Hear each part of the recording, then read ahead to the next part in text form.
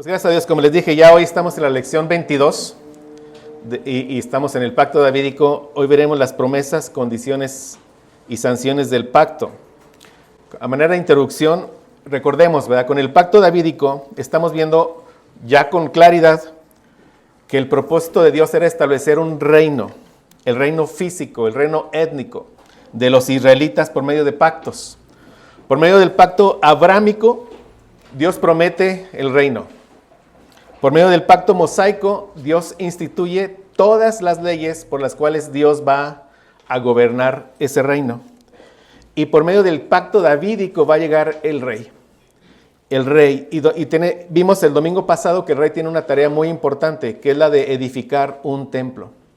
Entonces, cuando el rey edifique el templo, cuando coloque la última piedra en ese templo, entonces ahí Dios habrá cumplido todas sus promesas para la simiente natural de Israel. Ahí el reino de Israel estará consumado. Sí, pero como veremos hoy, hay condiciones para que el reino pueda ser establecido eternamente. Entonces, pero estamos viendo y dedicaremos, si Dios quiere, una clase especial para eso, para ver que todo lo que Dios le prometió a la simiente natural, Dios lo cumplió. Porque como yo ya les he comentado, eso marca una gran diferencia en la manera en la como nosotros interpretamos las Escrituras, con la manera en que la mayoría del cuerpo evangélico de aquí de Durango y de muchas partes y del país lo interpreta. La mayoría siguen esperando cumplimientos para la simiente natural de Abraham, para los israelitas. Por eso cuando hay acontecimientos en Palestina, en Israel, el mundo evangélico voltea y está muy atento. Pero nosotros no. Por las Escrituras vemos que Dios ya cumplió todo lo que prometió, Él lo cumplió. Pero estamos hablando de que lo cumple al pueblo del antiguo pacto. Sí, ese antiguo pacto, como dice Hebreos, tenía defecto. El defecto estaba ¿qué? En el corazón de los seres humanos, en el corazón de aquellos que eran miembros del antiguo pacto. Era necesario que llegara nuestro Señor Jesucristo, cumpliera con todo, y Él como el rey que se ha instalado, Él circuncidara el corazón del pueblo del nuevo pacto.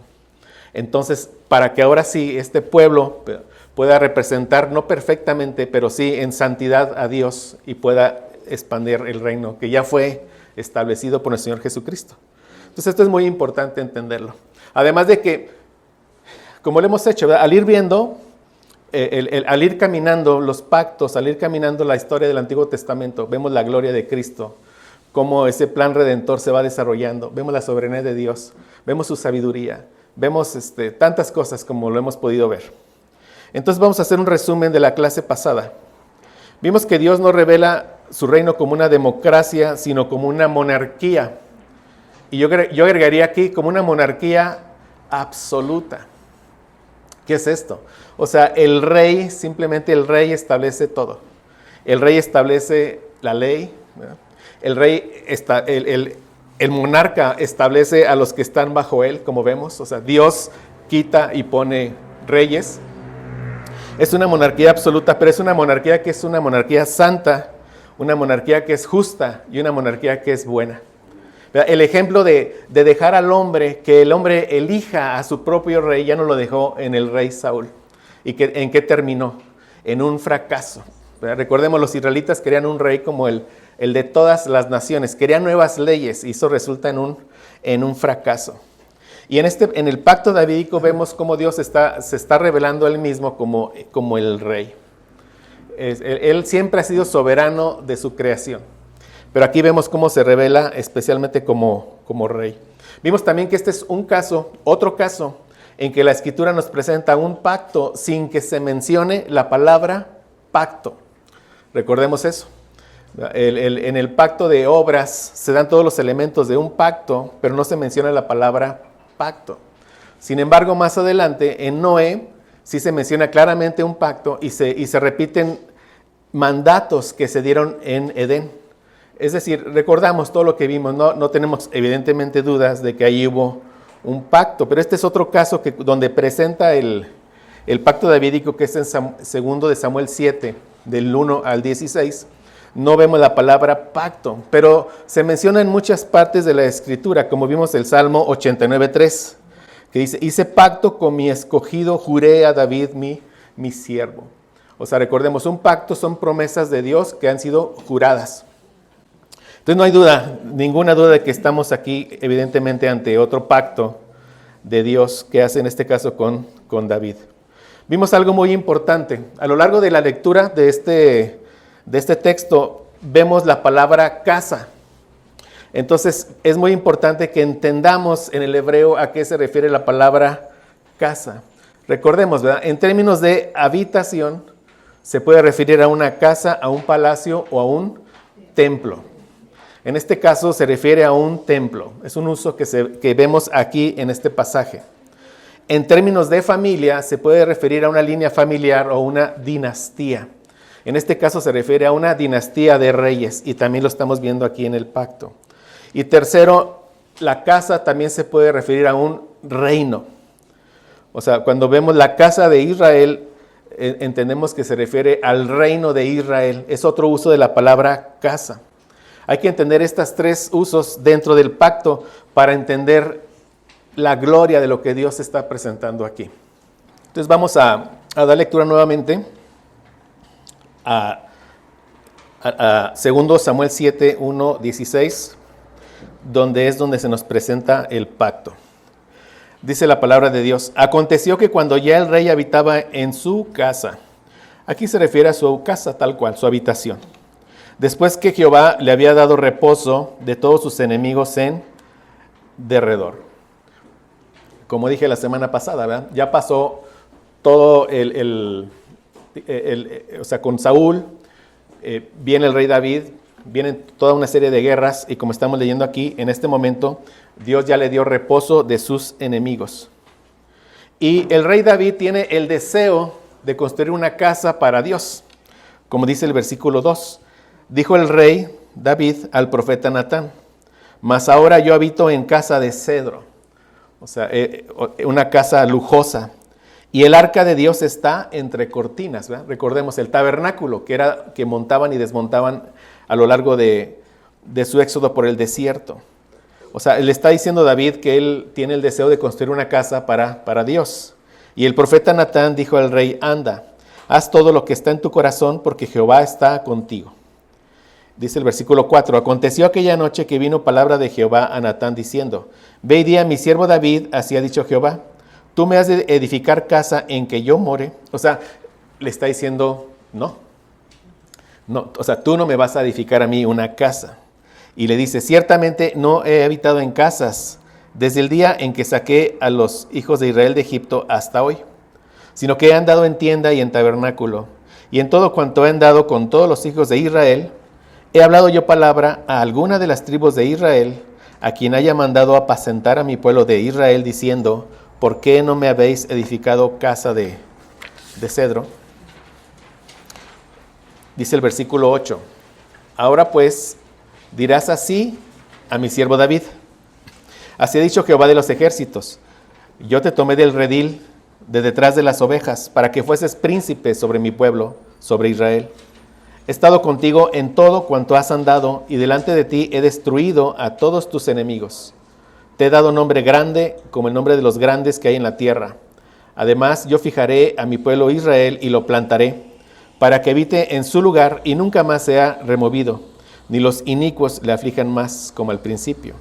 Desde el día en que puse jueces sobre mi pueblo Israel, y a ti te daré descanso de todos tus enemigos. Asimismo, Jehová te hace saber que Él te hará casa. Entonces, el rey David tiene el deseo de hacer una casa para Dios. Dios, por medio del profeta Natán, le dice que no, que Él no le va a edificar casa. Pero Dios le dice a David, por medio del profeta Natán, que Dios le va a edificar casa a David. Pero estamos viendo, ya recordemos, o sea, ya podemos aquí ir mencionando. O sea, la casa que Dios le va a edificar a David es una dinastía de reyes. Es la casa, una línea familiar y un trono establecido. Ahí estamos con los dos usos de casa que vimos. O sea, le va a edificar casa en el sentido de que David vendrá una una línea de reyes, vendrán reyes davídicos. Es algo que solo Dios puede hacer en su soberanía. Solo Él podrá determinar qué rey colocará, cuál será el siguiente, en qué momento lo quitará o lo dejará. Y solo Él podrá establecer el reino de Israel. Esa es la casa, es la promesa, es la casa que Dios le está diciendo a David por medio del profeta Natán. Versículo 12 dice, y cuando tus días sean cumplidos y duermas con tus padres, es decir, cuando David muera, yo levantaré después de ti a uno de tu linaje. ¿Vemos? O sea, aquí está explicando el cómo él va a cumplir con lo que le acaba de decir anteriormente, el cómo le va a edificar casa. Y le dice, yo levantaré de ti a uno de tu linaje, el cual procederá de tus entrañas y afirmaré su reino. Está hablando de un hijo de David. Y dice el 13, él edificará casa a mi nombre. O sea, un hijo de David, o sea, no es David, sino un hijo de David es el que le va a edificar casa a nombre de Jehová. Aquí se refiere a un templo, a la morada de Dios. ¿Sí, mis hermanos? Entonces, la casa que Dios le va a edificar a David es una línea, una descendencia real, un linaje de reyes y un trono que le va a establecer. Pero el hijo de David debe de construir casa a Jehová y se refiere a un templo. Dice, y yo afirmaré para siempre el trono de su reino. Aquí yo le afirmaré para siempre el trono de su reino, como veremos en las promesas y como vimos el domingo pasado. O sea, Dios está prometiendo algo que ya juró, como leímos en el Salmo. Dios va a cumplir sus promesas. Pero al referirse del antiguo pacto, Dios pone condiciones y sanciones. Y dice, yo le seré, el versículo 14, yo le seré el padre y él me será mi hijo. Y si él hiciere mal, ¿ven? Se refiere ya al rey que esté colocado. Yo le castigaré con vara de hombres y con azotes de hijo de hombres. Eso quiere decir que lo va a disciplinar, lo va a quitar del reino y pondrá otro rey en su lugar. Pero mi misericordia no se apartará de él como la parte de Saúl, al cual quité de delante de ti. Y será afirmada tu casa y tu reino para siempre delante de tu rostro, y tu trono será estable eternamente. Aquí en el versículo 16 encontramos una definición del pacto davídico. ¿Cómo podemos definir el pacto davídico? Es la promesa jurada de Dios a David que asegura y sella su reinado para siempre. Es la definición que podemos tener aquí del pacto davídico y viene del versículo 16 del segundo libro de Samuel, capítulo 7. ¿Sí, mis hermanos? Aquí vimos tres conclusiones importantes. Número 1, la promesa jurada de Dios no puede ser quebrantada. Dios va a cumplir su promesa, un hijo de David va a estar en el trono que será establecido por Dios. Como leímos, hice pacto con mi escogido, juré a David mi siervo. Salmo 89:3. Fue una conclusión. Una segunda conclusión es que la obediencia del hijo de David es requerida. Como hemos mencionado, siempre la obediencia es requerida. Siempre requerida. Y lo vimos aquí en 2 Samuel 7:14. Yo seré padre para él será hijo para mí. Cuando cometa iniquidad, lo corregiré con vara de hombre y con azote de hijos de hombres. O sea, la obediencia del hijo se asegura por la disciplina del padre. Es requerida la obediencia. Y esto nos pone en la mente que un hijo de David se debe ganar el derecho al trono eterno por su obediencia. Y una vez que él por su obediencia se gane ese trono eterno, entonces ya no se necesitan más reyes davídicos. El rey David con mayúscula ya habría llegado. ¿Sí? Y vimos otro punto importante. El hijo de David va a edificar casa a Jehová, un templo.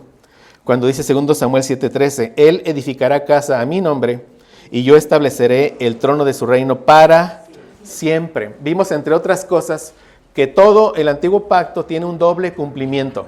Eso ya lo estamos viendo. Todo tiene doble cumplimiento. En este caso, un primer cumplimiento de la casa que el hijo de David va a edificar es cuando Salomón edifica un templo físico en la Canaán. Pero un segundo cumplimiento es cuando el hijo de David con mayúsculas edifica una casa espiritual para Dios. Y eso lo hace con piedras vivas que somos nosotros. Y de esto, ahorita estamos como todos los elementos de entender el pacto, pero de todo esto, si Dios quiere, hablaremos con mucho más detalle en los siguientes domingos. Pero vean ustedes, esta conclusión es muy importante. Para que el Señor pueda establecer su trono, es necesario que el Hijo edifique la casa. O sea, es muy importante entender esto. O sea, en otras palabras, cuando haya un templo establecido de la presencia y bendición de Dios en un lugar determinado por Dios, entonces el reino será consumado. ¿Sí? O sea, llega el rey y entre muchas responsabilidades, como veremos, una es que él va a edificar un templo. Y cuando ese templo ya sea finalmente terminado, cuando la última piedra física sea colocada en ese templo, entonces ahí ya el reino será ¿qué? Consumado. Y tenemos ya al pueblo de Dios, los israelitas étnicos, en la tierra de Dios, en la Canaán terrenal, bajo el gobierno y la bendición de Dios, en el templo de Dios. ¿Sí, mis hermanos? O sea, entonces, ¿cuál es el corazón del pacto abrámico? Las promesas, ¿no? De tierra. El corazón del pacto abrámico es la promesa. Y en resumen, ¿qué promete? Un reino. ¿No? ¿Cuál es el corazón del pacto mosaico? La ley, con la cual él va a gobernar todo el reino. Entonces, ¿cuál es el corazón del pacto davídico? Hay que verlo. Evidentemente es el rey, pero tenemos que unirlo, que edificará el templo. Ambas cosas. O sea, el rey que llegará y él edificará el templo. Ambas cosas. Unos autores dicen que el corazón del pacto davídico es el templo. O sea, se inclina por el templo. Otros autores dicen que no, que es el rey. Nosotros decimos, es el rey que llegará y edificará ¿qué? El templo. ¿Sí, mis hermanos? Pero ya, de nuevo, repito esto. Cuando el templo sea terminado, el reino será consumado. Y esto mismo aplica para nosotros. Ahorita el templo espiritual está siendo edificado. ¿Verdad? Dios ya escogió todas sus piedras para el templo espiritual. ¿Desde cuándo lo hizo? Desde antes de la fundación del mundo. Él ya lo escogió, ¿no? Ya vino el Rey Jesucristo. Él ya cumplió con toda la ley. Él por su obediencia activa y pasiva, activa es obedeciendo todos los mandatos y pasiva es entregando su vida por el pueblo. Él ya se ganó el derecho eterno a ese trono y está sentado a la diestra del Padre. ¿Sí? Y ahora él por su mensaje, el mensaje es él mismo. El evangelio es Cristo. Por eso les digo, compartamos el evangelio. Es hablar de quién, de Cristo, de lo que él es y de lo que él ha hecho. Cristo, ¿quién es Cristo? El Hijo de Dios encarnado, el que vino para cumplir con toda la ley y para morir, para poder otorgar vida eterna a aquellos que pongan la fe en Cristo. Entonces, cuando su evangelio es predicado y cuando el Espíritu Santo trae a alguien a nueva vida, ahí, a esa piedra escogida, la está incorporando al templo espiritual. Somos un templo si estamos en Cristo. Somos parte del templo. ¿En qué etapa va la construcción del templo, mis hermanos? No lo sabemos. Pero ya está muy avanzado ese templo. ¿Sí? Por eso nosotros no esperamos la construcción física de un tercer templo. Porque ese tercer templo ya empezó, ya se inició, ya está muy avanzado. Pero sí sabemos cuándo se terminará ese tercer templo espiritual. ¿Cuándo? Cuando la última piedra escogida sea colocada en el templo. Entonces ahí el reino es consumado. Viene nuestro rey, nos glorifica y entramos al reino eterno. En una tierra glorificada, con cuerpos glorificados, en la presencia eterna de nuestro Rey glorificado. Amén. O sea, esa es nuestra escatología, hermanos. Y una promesa que no es del pacto davídico. En algún punto veremos escatología, mis hermanos. Bien, Pero veamos las promesas que sí son del pacto davídico, y las condiciones y las sanciones. Entonces vamos a ver estas promesas. De entrada, recordemos, o sea, son promesas que Dios va a cumplir en doble cumplimiento. Simiente natural, sombras de cumplimientos para ¿quién? Para simiente espiritual. Simiente natural, hijos físicos de Abraham. Simiente espiritual, hijos por la fe de Abraham. ¿Cómo se hace alguien, o cómo se sabe que alguien es un hijo por la fe de Abraham? Si ha creído en la promesa, si ha creído en el rey davídico, ¿sí? Se ha creído en el Redentor. Entonces, y si lo hemos creído, somos hijos de Abraham por la fe. Pero bueno, estas promesas Dios las va a cumplir en ambos cumplimientos. Y vemos aquí otra parte donde se menciona esto, el Salmo 89, del 34 al 37. Dice Dios, no olvidaré. Aquí la palabra es no quebrantaré mi pacto, ni mudaré lo que ha salido de mis labios. O sea, Dios no va a mentir. Si algo Dios no puede hacer es ir en contra de su naturaleza. Dios no miente. Entonces está diciendo, no mudaré. O sea, Él no va a mentir. Y dice, una vez he jurado, pero vean por lo que juró. Por mi santidad. Y no mentiré a David. Y repite, su descendencia será para siempre, y su trono como el sol delante de mí, como la luna será firme para siempre, y como un testigo fiel en el cielo. Entonces, las promesas del pacto se van a cumplir. Pero tengamos presente esto, en un doble cumplimiento. ¿Sí, mis hermanos? Y un primer cumplimiento ya se cumplió, y un segundo cumplimiento está ya en proceso. Entonces, ¿cuáles son las promesas? Un trono establecido. Como dice en 2 Samuel 7:16.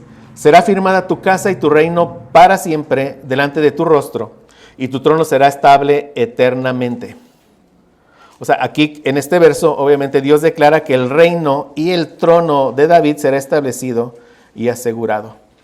Entonces ya cuando vean este trono estable, eso asegura la estabilidad de toda la nación. Esa es una promesa de Dios, un trono establecido. Una segunda promesa es reposo en Canaán. Estas promesas apuntan a cumplimientos espirituales. ¿Ya? O sea, el trono de nuestro Señor Jesucristo será establecido eternamente y para siempre cuando Él venga por segunda vez. Y ahí nosotros tenemos un reposo eterno en nuestra Canaán celestial. Pero aquí una promesa es que ellos tendrían reposo en la Canaán terrenal, cuando dice en 2 Samuel 7, 10 al 11.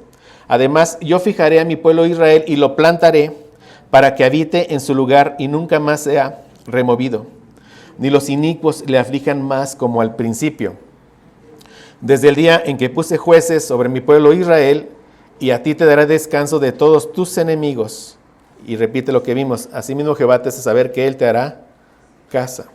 Entonces aquí se está prometiendo reposo, seguridad para la nación de Israel. Y no solo para una tribu aquí o allá, como vimos en Jueces, sino ahora ya para toda la nación. Y cuando ya Salomón termina de construir el templo, y cuando Salomón dedica el templo a Dios, vean lo que él dice. O sea, Salomón declara, inspirado por el Espíritu Santo de Dios, él declara en 1 de Reyes 8:56 que esta promesa ya se ha cumplido. Dice 1 de Reyes 8:56, bendito sea Jehová que ha dado paz, reposo a su pueblo Israel. Y vean, conforme a todo lo que él había dicho, ninguna palabra de todas sus promesas que expresó por Moisés su siervo ha faltado. Esto el Espíritu Santo fue muy cuidadoso de dejar a lo largo de las Escrituras que Dios cumplió con todas sus promesas. Lo hemos venido viendo, ¿verdad? Desde Josué, cuando dice, así de esta forma Él repartió toda la tierra que Él había prometido. Aquí estamos hablando de un reino ya que fue consumado. Esto ya después de que Salomón termina el templo y lo dedica ¿a quién? A Dios, a Jehová. Pero ¿qué dice? De nuevo, bendito sea Jehová que ha dado reposo, paz a su pueblo Israel, conforme a todo lo que él había dicho. Ninguna palabra de todas sus promesas que expresó por Moisés su siervo ha faltado. ¿Por qué decimos que Dios ya cumplió sus promesas al pueblo de Israel étnico? Porque la palabra de Dios lo menciona y lo dice vez tras vez. Pero nuevamente entendemos que eso son sombras que apuntaban a un cumplimiento definitivo, ¿sí? Entonces, otra promesa es la presencia y la protección de Dios. O sea, como ya vimos, David estaba contemplando la idea de edificar un templo para Dios, porque la presencia de Dios estaba aún entre el tabernáculo, entre estas cortinas. Pero Dios le dice a David que él no va a construir el templo. ¿Sí? Me voy a brincar estos dos versos porque ya los leímos. Pero, ¿por qué David no podía edificar el templo? O sea, David fue el que estuvo envuelto en las guerras. David tenía sus manos manchadas de sangre. Él no podía edificar una casa para Jehová. No, y aparte, la casa se tenía que edificar en paz. Por eso vemos que el nombre de Salomón, ¿qué significa, mis hermanos? Un hombre de paz. No. O sea, un hijo de David, un hombre de paz, es el que tenía que construir el templo. David no lo podía hacer. Tenía manchadas sus manos de sangre. Él no lo podía hacer. Y vemos esto en 1 de Reyes 5:3. Dice, tú sabes que mi padre David no pudo edificar casa al nombre de Jehová su Dios, por las guerras que le rodearon. Estuvo envuelto en las guerras, o sea, tenía sus manos de nuevo manchadas de sangre. Él no podía hacerlo. Hasta que Jehová puso sus enemigos bajo las plantas de sus pies.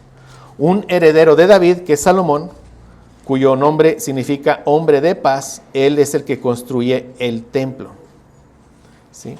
Y vean lo que le dice Dios a Salomón.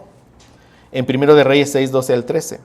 Con relación a esta casa que tú edificas, si anduvieres, hay condiciones. Hay promesas y son condiciones. Ahorita la vamos a ver con más detalle. Pero aquí seguimos viendo la promesa de Dios. Si anduvieres en mis estatutos e hicieres mis decretos y guardares todos mis mandamientos andando en ellos, yo cumpliré contigo mi palabra que hablé a David tu padre. ¿Cuál?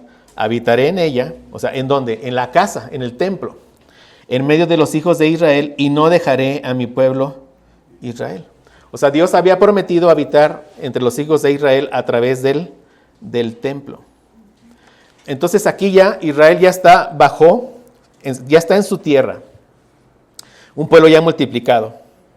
Ya está bajo su propio rey y ya está con su Dios en su templo.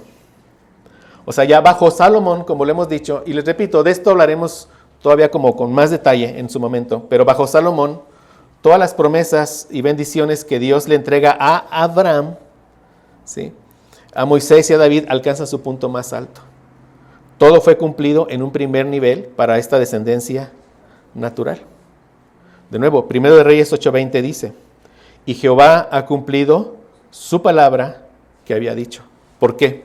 Dice Salomón, porque yo me he levantado en lugar de David mi padre y me he sentado en el trono de Israel como Jehová había dicho. Y además y he edificado la casa, el templo, al nombre de Jehová, Dios de Israel. De nuevo, Jehová ha cumplido su palabra. Se ve vez tras vez, o sea, vez tras vez se ve esto.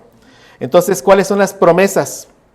Un trono establecido, reposo en Canaán y la presencia y protección de Dios. Y estas como apuntan a nosotros. Un trono espiritual que será establecido para siempre. Un reposo eterno en nuestra Canaán celestial.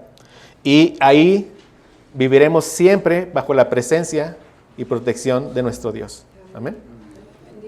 ¿Sí estamos, mis hermanos? Pero hay condiciones. Antiguo pacto, condiciones. Nuevo pacto, condiciones cumplidas por nuestro Señor Jesucristo. Vamos a ver las condiciones. Una era guardar el templo de Dios en santidad. No solo era edificarlo, ya está construida la casa. ¿Sí? La chequina, la gloria de Dios llena el templo, pero ahora la responsabilidad del rey es guardar el templo en santidad. Y vemos esto en la oración ¿verdad?, que Salomón ofrece a Dios en 1 de Reyes 8, 27 al 29. Dice, pero es verdad que Dios morará sobre la tierra. He aquí que los cielos de los cielos no te pueden contener, cuanto menos esta casa que yo he edificado. Con todo, tú atenderás a la oración de tu siervo y a su plegaria, oh Jehová Dios mío, oyendo el clamor y la oración que tu siervo hace hoy delante de ti. Pero ¿por qué Salomón está seguro que Dios va a atender su oración? Porque Dios lo había prometido. Dios lo había prometido. O sea, cuando oramos, clamamos por las promesas de Dios. O sea, en la oración nosotros nos sometemos a la voluntad soberana de Dios y clamamos por sus promesas, ¿no? ¿Qué ha prometido el Señor? Que su reino seguirá avanzando, que las puertas del Hades no prevalecerán contra la iglesia. Una oración, ¿cuál es? Señor, sigue agregando piedras vivas a tu templo. Es una oración conforme a su promesa. Es una oración que Él la irá respondiendo también conforme a su voluntad. Nosotros descansamos al orar por eso, ¿no? Entonces, oramos conforme a las promesas de Dios y por eso tenemos la seguridad de que Él responderá porque Él lo ha prometido. Es lo mismo que pasa con Salomón. Él está seguro que va a atender su oración porque está orando conforme a lo que Dios prometió. ¿Y qué es lo que está orando? El 29. Que estén tus ojos abiertos de noche y de día sobre esta casa, sobre este lugar del cual has dicho, mi nombre estará allí. Y que oigas la oración que tu siervo haga en este lugar. Miren, el templo del antiguo pacto era tan importante. Era el único lugar, Dios es omnipresente. Pero como lo dice el mismo Salomón, de verdad Dios morará sobre la tierra. He aquí los cielos de los cielos no te pueden contener, cuando menos esta casa que yo he edificado. Por muy majestuoso que fuera ese templo. Dice, ¿cómo vas a morar aquí? Pero tú has prometido que tu nombre va a estar aquí. Pero vean, es tan importante el templo en el antiguo pacto. Era el único lugar en toda la tierra en el cual Dios manifestaba su gloria, su presencia al pueblo. El único lugar, no había otro. O sea, los pueblos debían de ver la gloria y deberían de acudir ¿a dónde? Al templo, ¿no? Hoy es distinto, ¿no? Hoy es distinto. Como igualmente veremos unos 3 domingos. O sea, vamos a ver, estaremos hablando más sobre nosotros como templo. Y hermanos, a veces no lo vemos, pero la gloria de nosotros es mucho mayor que la gloria del templo de Salomón. Que Dios nos ayude a verlo en su momento. Y ahora el pueblo va al mundo, ¿verdad? Va al mundo, evangeliza al mundo. Antes no, o sea, el mundo iba al templo. Por eso cuando eran exiliados, ellos oraban con las manos apuntando ¿a dónde? Al templo. ¿Por qué? Porque decían, ahí es donde Dios prometió que iba a estar su nombre. Aunque sabemos que Dios estaba con ellos donde quiera que estuvieran. Estaban en Babilonia y Dios estuvo ahí con Daniel, etcétera, ¿verdad, mis hermanos? Pero por eso es tan importante en el antiguo pacto el templo. Y con esto vamos a ver por qué las sanciones son tan terribles cuando las veamos ahorita. Entonces una condición o responsabilidad era del rey, ¿cuál era? Guardar el templo de Dios en santidad. Santidad. Y bueno, entonces Salomón ora. Y después Dios le responde en 1 de Reyes 9:3. Y dijo Jehová, yo he oído tu oración y tu ruego que has hecho en mi presencia. Yo he santificado esta casa que tú has edificado. ¿Qué es santificado? Yo la he apartado para mi uso, para un uso santo. Ahí voy a manifestar mi gloria. Dice, para poner mi nombre en ella para siempre. En ella estarán mis ojos y mi corazón todos los días. Entonces el templo y la presencia de Dios eran claves en el reinado, por lo que el rey tenía que mantener la adoración a Dios pura. Es el punto, ¿verdad? O sea, debería de edificar el templo y mantener ¿qué? El templo en santidad. Y la manera para determinar si un rey había hecho o no lo correcto era ver si habían purificado o no la tierra de idolatría, si habían o no guiado al pueblo a adorar a Dios. Entonces, edificar el templo de Dios no era lo único que tenía que hacer el rey. debía de guardarlo en santidad. Y esa era su responsabilidad clave. Entonces, ¿cuál es la responsabilidad que nuestro Rey Jesucristo tiene, mis hermanos? Guardar la santidad del templo. ¿Y quién es el templo? Nosotros. Entonces, ve, tu Rey Jesucristo es responsable de tu santidad. No podría estar en mejores manos nuestra santidad. Sí, Él es el responsable de guardar la santidad del templo. ¿Y cómo lo ha hecho? Al dar su vida por nosotros. Al rescatarnos de la esclavitud de nuestros pecados. ¿Verdad? Al darnos nueva vida, al incluirnos en un nuevo pacto, al darnos un nuevo corazón, al escribir su ley en nuestro corazón, al poner su Espíritu Santo dentro de nosotros. Vean todo lo que Él ha hecho. ¿Para qué? Para que el templo guarde la santidad. Pero todo, exactamente, todo para la gloria de nuestro Señor Jesucristo. Amén. Vayan viéndolo, mis hermanos.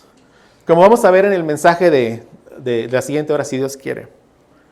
Si Dios no nos lleva a hacer estas conexiones y si lo vemos simplemente como una historia, y podríamos aquí estar hablando del templo, y, ¿me entienden? Y lo maravilloso, y el tamaño de las piedras, y la arquitectura, y ahí nos quedamos nada más en eso no nos santifica.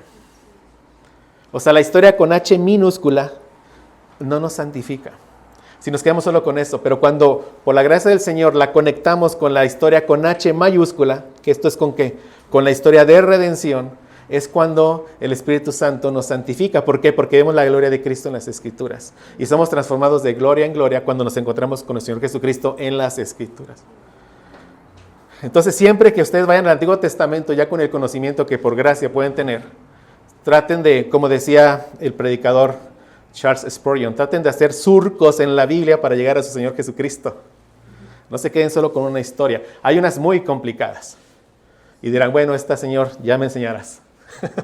Pero en esta, Señor, gracias, ya puedo ver aquí a mi Señor Jesucristo. Es lo que le da gloria al antiguo pacto. Está el antiguo pacto y la gloria de Cristo en el nuevo. Alumbra. Quítala y está a oscuras. Y no te santifica. O sea, es conocimiento general. ¿Sí, mis hermanos? Bueno, pero eso vamos a hablar más en la siguiente hora. Entonces, condición, guardar el templo de Dios en santidad. Otra condición, guardar la ley de Dios. De esto ya vimos varios pasajes en Deuteronomio, ¿se acuerdan? ¿Qué tenía que hacer? Escribir la ley, toda la ley completa, leerla todos los días, ponerla en práctica, ¿verdad? El rey, o sea, eso ya lo vimos. O sea, vimos allá en Deuteronomio que Dios da leyes a los futuros reyes en Deuteronomio 17. En esa ley se les exige que escriban una copia de la ley aprobada por los levitas y se sometieran a los mandatos de Dios. Entonces, ellos a su vez guardan la ley de Dios y ellos deben de hacer que el pueblo guarde la ley de Dios, como vamos a ver. ¿Sí? O sea, el rey debe de copiar la ley de Dios y debe de guiar al reino a obedecer la ley de Dios. Y como vimos, o sea, el rey no puede añadir sus propias leyes a las leyes de Dios. Por eso vemos que este reino es una monarquía. Dios establece la ley. El rey que coloca, su responsabilidad es obedecer la ley de Dios. No le puede agregar, no le puede quitar nada. O sea, el rey no crea la ley, la guarda. Y aquí esto recordemos. O sea, en la ley vemos el carácter de nuestro Señor Jesucristo. Por eso Él es el Rey de Reyes y Señor de Señores. Sí, o sea, vemos su carácter. O sea, ¿cómo resumimos el primer mandato? Amarás al Señor tu Dios con toda tu mente, todas tus fuerzas. ¿Por qué? Porque o sea, lo que Dios busca es su propia gloria. Y es lo mejor para nosotros, que busquemos también su propia gloria. El segundo mandato es amar a tu prójimo como a ti mismo. Y el Señor Jesucristo nos amó de tal forma que entregó su vida por nosotros. O sea, pero el rey terrenal no crea la ley, Él la guarda.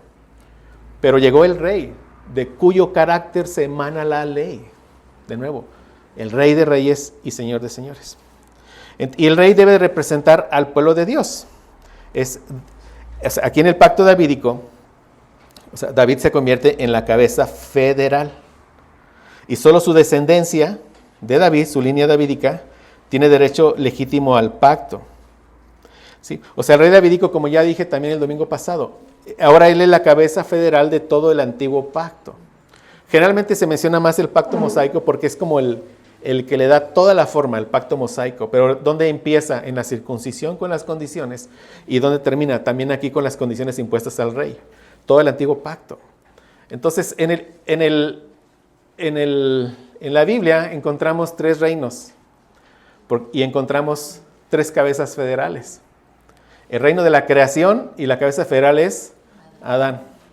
Él nos representó a todos y todos en Adán pecamos. Después viene el reino del antiguo pacto, el segundo reino del antiguo pacto, con una cabeza federal. ¿Cuál es la cabeza federal? El rey davídico. Pero él representaba a los israelitas étnicos. No a nosotros, a los étnicos. Y viene el tercer reino. ¿Cuál es? El nuevo pacto. Y la cabeza federal del nuevo pacto, ¿quién es? El Señor Jesucristo. Y si estamos en Cristo, Él nos representa nosotros. Todo lo que Él hizo, nosotros lo hicimos en Cristo. En Cristo obedecimos, en Cristo morimos, en Cristo resucitamos, en Cristo recibimos la herencia, todo en Cristo. Entonces hoy todos los seres humanos están bajo 2 cabezas federales. O están bajo el Adán caído y bajo la maldición de su pecado, porque nacieron muertos en delitos y pecados, y bajo la condenación. Todos o están bajo esa cabeza o están bajo Cristo, bajo el nuevo pacto. Entonces todos los seres humanos tienen que arrepentirse de sus pecados y creer en el Señor Jesucristo para que sean salvos y puedan ser parte del nuevo pacto, que puedan ser una piedra viva del nuevo templo, que puedan ser parte del nuevo pueblo, que puedan habitar en la nueva tierra. ¿Sí lo ven, verdad? Entonces, el rey davídico debe guardar el templo en santidad, debe guardar toda la ley y debe representar al pueblo de Dios, obedeciendo y llevando al pueblo a obedecer. O sea, ¿qué significa? Si el rey es justo, el pueblo es bendecido. Si el rey es malvado, el pueblo es maldecido. Como le va al rey, le va al reino. Entonces, vimos un pasaje, lo quiero repetir, 2 de Reyes 21, 11 y 12. Por cuanto Manasés, rey de Judá, ha hecho estas abominaciones y ha hecho más mal que todo lo que hicieron los amorreos que fueron antes de él. Y también ha hecho pecar a Judá con sus ídolos. Vean, o sea, el rey es malvado y lleva al pueblo ¿qué? A pecar. Nuestro rey es santo, santo, santo y lleva a su pueblo a santidad. Por tanto, así ha dicho Jehová tu Dios de Israel. Porque por cuanto Manasés hizo abominaciones y por cuanto llevó a pecar a Judá con sus ídolos. He aquí yo traigo tal mal sobre Jerusalén, sobre Judá, evidentemente también sobre el rey, que al que lo oyere le retiñirán ambos oídos. Pero ¿qué estamos viendo? La cabeza federal del antiguo pacto es el rey davídico. Entonces, las promesas, un trono establecido, reposo en Canaán y la presencia y protección de Dios. Todas las cumplió. Apuntan a 3 promesas, que es un trono establecido eternamente, reposo eterno en Canaán celestial y la presencia eterna de nuestro Dios en esa eterna. 3 condiciones: guardar el templo de Dios en santidad, edificar el templo y guardarlo en santidad. Número 2, guardar la ley de Dios. Y número 3, representar al pueblo de Dios y llevarlo a ¿qué? A obedecer la ley de Dios. ¿Qué hizo nuestro Señor Jesucristo? Él guarda el templo en santidad porque Él guardó toda la ley y Él nos representa, nos da todas las bendiciones y Él nos lleva ¿a qué? A caminar en santidad. ¿Sí, mis hermanos? Veamos las sanciones del pacto davídico. Entonces ya vimos, ¿verdad? El rey davídico es la cabeza federal. Él representa a toda la nación. Su obediencia o desobediencia en primer lugar del rey determina la bendición o la maldición del pueblo.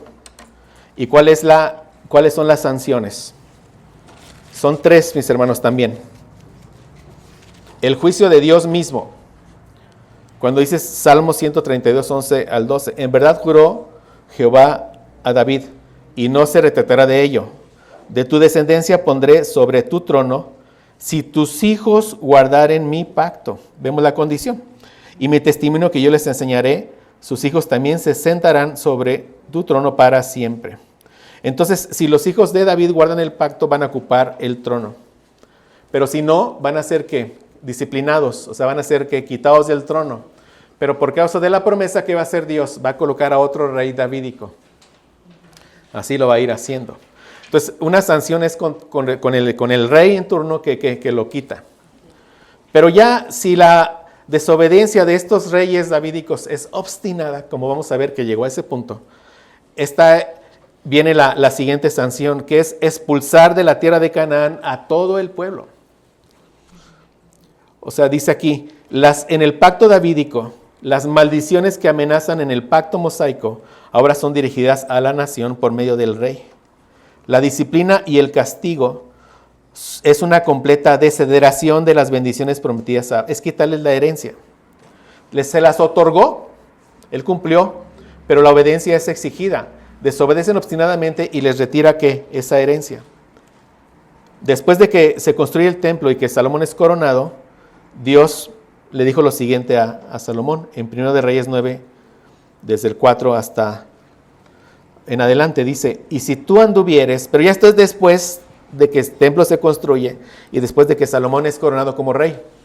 ¿Qué le dice? Si tú anduvieres delante de mí como anduvo David tu padre, en integridad de corazón y en equidad, ¿cómo? Dice, haciendo todas las cosas que yo te he mandado y guardando mis estatutos y mis decretos, entonces, ¿qué dice? Yo afirmaré el trono de tu reino sobre Israel para siempre, como hablé a David tu padre, diciendo, no faltará varón de tu descendencia en el trono de Israel. Pero, viene un pero en el versículo 6, pero si en verdad vosotros o vuestros hijos os apartáis de mí, y no guardáis mis mandamientos y mis estatutos que he puesto delante de vosotros, y os vais y servís a otros dioses y los adoráis, entonces cortaré a Israel de sobre la faz de la tierra que les he dado. Y dice aquí, y la casa que he consagrado a mi nombre la echaré de mi presencia, e Israel se convertirá en refrán y escarnio entre todos los pueblos. Entonces, una sanción es el juicio de Dios mismo hacia el rey. Un rey desobediente, Dios lo va a disciplinar y lo va a quitar. Pero si la desobediencia es obstinada, ¿qué va a hacer Dios? Los va a expulsar de la tierra. Y aquí estamos viendo aquí la tercera sanción. Cuando dice el final del versículo 7, la casa que he consagrado a mi nombre, la echaré de mi presencia. Pero vean ustedes, es la morada de Dios. Es donde Dios manifiesta su gloria. Es una sanción terrible. Y esa es la tercera sanción, la destrucción del templo. Como seguimos leyendo aquí, 1 de Reyes 9, del 8 al 9. Lo puse en la versión de las Américas. Dice, esta casa se convertirá en un montón de ruinas. Todo el que pase quedará atónito, y silbará y dirán, ¿por qué ha hecho así el Señor a esta tierra y a esta casa? Y responderán, ¿por qué? Porque abandonaron al Señor su Dios, que sacó a sus padres de la tierra de Egipto, y tomaron para sí otros dioses, los adoraron y los sirvieron. Por eso el Señor ha traído toda esta adversidad sobre ellos. ¿Sí ven, mis hermanos? Entonces, si Salomón y sus hijos obedecen la ley de Dios, ellos van a ser bendecidos. Pero si se desvían y no guardan los mandamientos, entonces Israel será cortado de la tierra y el templo va a ser destruido. Y como ya mencioné, o sea, para entender la gravedad de las sanciones, el único lugar en el Antiguo Testamento en el que Dios manifestaba su gloria era ese templo construido por Salomón. Es el único lugar donde Dios había prometido habitar en medio de su pueblo. El único lugar. O sea, ese templo físico era la casa de Dios. Él había santificado para él, para su uso santo. O sea, realmente es una sanción terrible esta. Y veamos un poco sobre esta última sanción.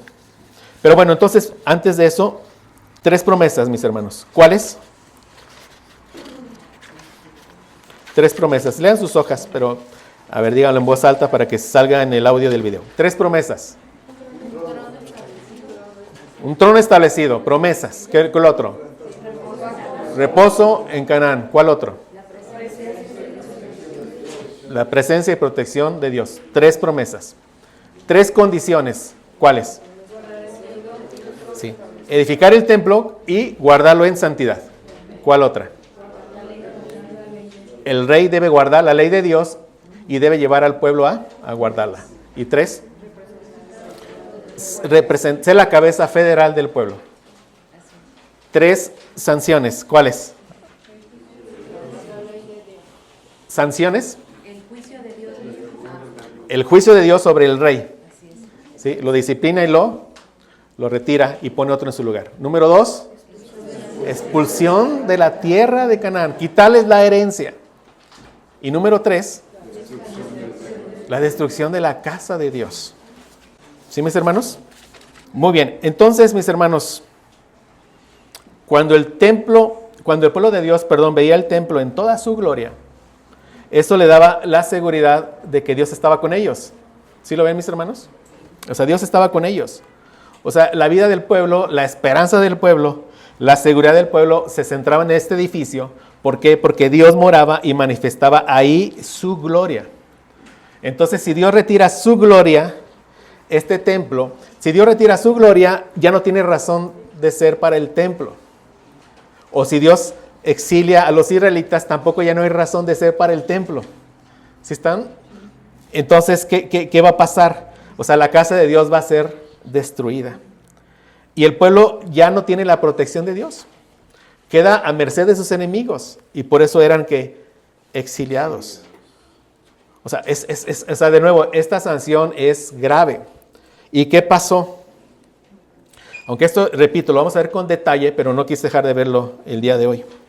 Primero de Reyes 11 dice, y cuando Salomón era ya viejo, sus mujeres inclinaron su corazón tras dioses ajenos.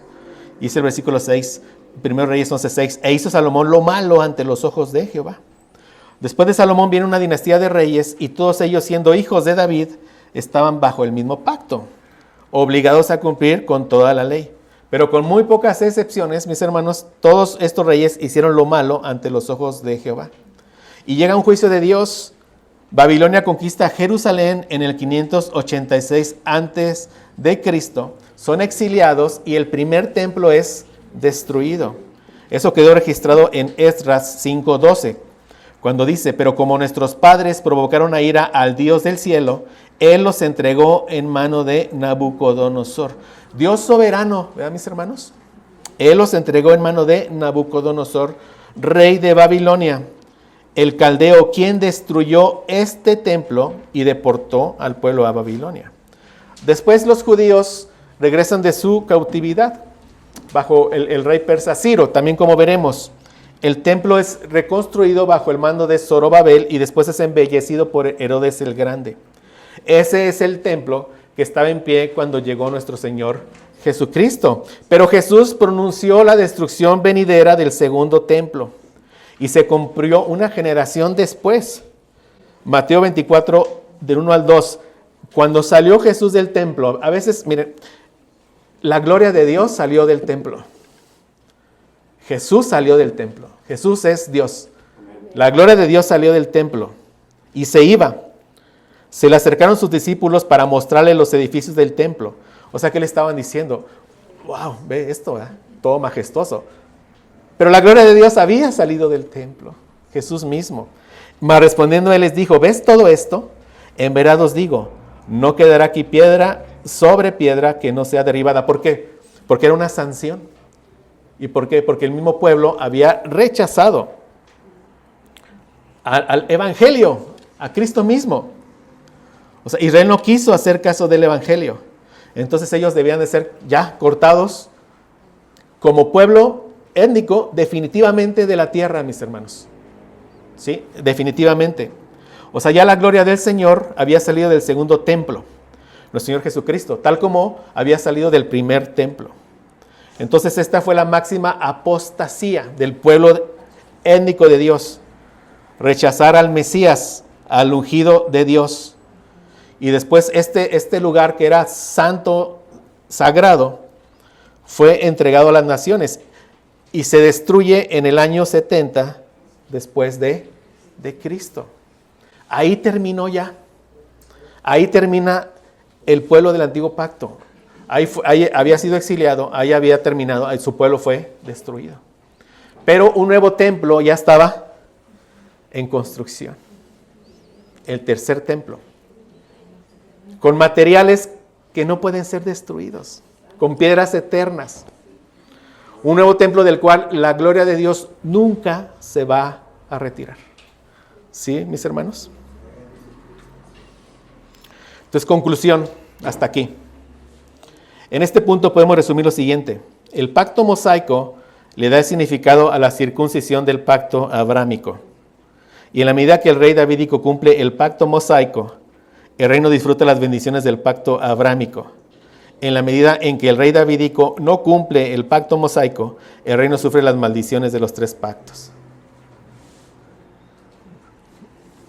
¿Entendemos ya esto, mis hermanos? Finalmente, el pueblo fue cortado y el templo fue destruido. Pero Dios había prometido y jurado a David, ¿verdad?, que un hijo de David edificaría la casa de Dios y que Dios afirmaría el trono de David para siempre. Era necesario que llegara otro hijo de David con mayúsculas, uno que obedeciera perfectamente la ley de Dios, que construyera un tercer templo, pero un templo que ya no pueda ser destruido, un templo en el que Dios habitaría para siempre, uno del que nunca va a retirar su gloria. ¿Y cuál es ese tercer templo? Nosotros. Pues gracias a Dios. Domingo que entra vamos a dedicarlo a ver el primer y segundo templo. Y después de ahí veremos el tercer templo con detalle. ¿Sí, mis hermanos? Es muy importante que esto nos quede muy claro y que cuando veamos que nosotros somos el cumplimiento definitivo, ¿verdad?, que eso nos mueva a santidad. Bueno, gracias. Vamos a orar aquí. Padre, gracias por tu palabra, Señor. Gracias porque nos abres el entendimiento para ver la gloria de tus pactos. Gracias porque podemos ver que nosotros, por tu pura gracia, por tu pura misericordia, somos el cumplimiento definitivo de las promesas que le hiciste a nuestro padre Abraham por la fe. Gracias, Señor. Te ruego, Padre, que estas verdades verdaderamente queden afirmadas en nuestros corazones, para que nuestros ojos solo estén esperando el regreso glorioso de nuestro Señor Jesucristo en gloria, que será el fin de este presente siglo malo, cuando vendrá a traernos cuerpos glorificados, vida eterna, que ya no la has dado, pero nos la darás ya con cuerpos glorificados y recibiremos nuestra herencia completa. Ayúdanos a tener ahí nuestros ojos puestos en esa esperanza viva que nos has dado, Señor. Y mientras ese tiempo llega, ayúdanos a servirte en santidad en tu reino.